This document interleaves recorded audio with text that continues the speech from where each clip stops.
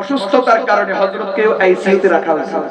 ICU থেকে সাধারণত মানুষ ফিরে আসে কম, আল্লাহর মেহেরবানি হুজুর সুস্থ হয়ে আসছে। তো হুজুর বলছেন যে আইসিইউতে রোগী থাকলে ওখানে যে ইবলিস হাজির হয়, শয়তান যে হাজির হয় মানুষকে বেঈমান বানানোর জন্য এবং লড়াইতে করে, হুজুর বলেন এটার সাক্ষী আমি নিজে।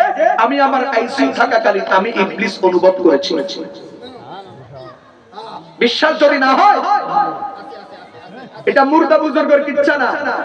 এতক্ষণ পর্যন্ত তো মুর্দা বুজুর্গদের কিচ্ছা শুনেছি, এখন জিন্দা বুজুর্গের কিচ্ছা শোনাই। যান ফেনী রশিদিয়া যান, ফেনী রশিদিয়া যান।